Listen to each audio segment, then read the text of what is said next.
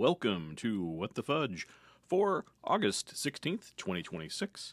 This is the Capabilities and Capital Edition.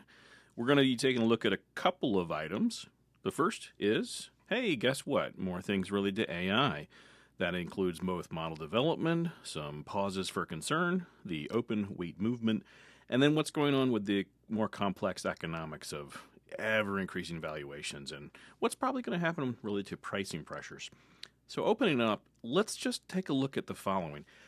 Google Gemini hit, I think it's 1 billion plus monthly active users, so kind of it's no longer a fad, it's probably a thing. Of course, Gemini is getting baked into all things Google, so perhaps there's some monthly active user, MAU, liberal interpretation there, but perhaps if you just look at just the sheer number of models coming out, Gemini 3.7 Flash, you got DeepSeek going V4 Pro, you got Grok 4.6, you've got OpenAI GPT 5.6, aka Soul. All these different models are going into this region of enhanced coding, reasoning, or mathematical capabilities, but the question then becomes what's the pace for, well, relatively speaking, improved safety, and possibly is it an operational concern if you do adopt these models?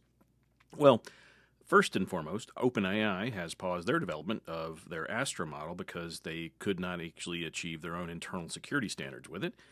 And then you have Anthropic, who is now determined, based on their research, that certain multi-agent systems can be antagonistic or compete with each other, including self-replicating malware to each other to try to keep the other agents from winning. So just looking at this from an industry perspective, you can see that there is this proprietary expansion of these models. But on the other side of this is this concept of an open weight AI development approach. And so if you weren't aware, Mark Zuckerberg sent out a massive tome describing what he was doing to do. I'm not going to go into that in a lot of detail, but you can certainly go find it if you want to read it.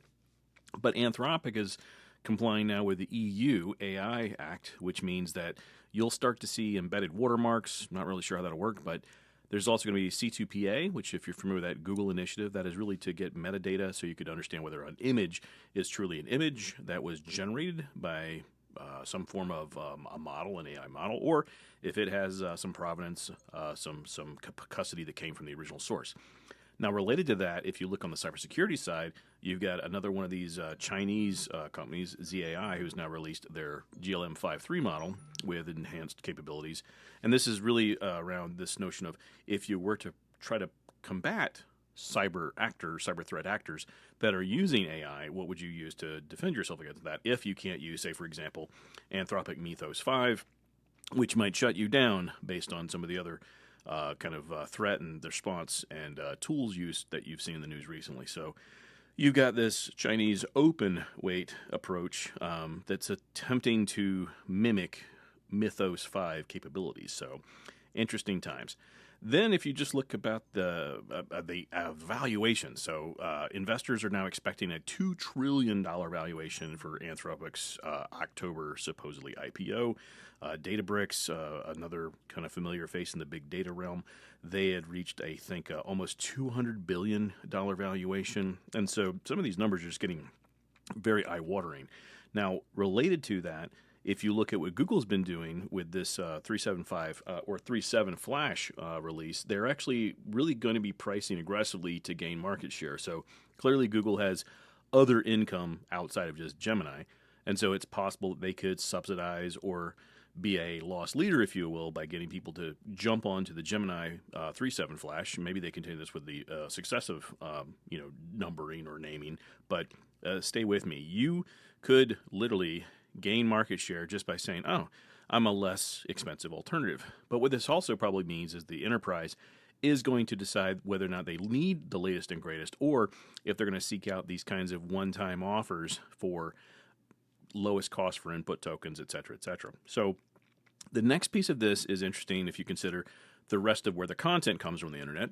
So if you're a writer, if you're a creator, and you're not using AI tools, it is interesting to note that if you're looking at your traffic and your logs for where visitors are coming from, we may be crossing over this boundary where now we're going from a kind of an even-steven spread between humans versus bots to now incredibly highly asymmetric bots, not just the typical crawlers, but these would be AI crawlers. So any AI bot that's performing literally hundreds of page views as compared to the one human taking time to review or look at your page. So an interesting time. And so I know that one of the things I tried to do with this podcast is to try to keep it underneath 5 minutes, but I keep failing. So at the risk of saying I've failed yet again, crossing over the 5-minute mark, if there's any feedback you have on what you'd like to hear, what you don't want to hear in this podcast, let me know. And I'm going to try to keep it under 5 minutes and 30 seconds.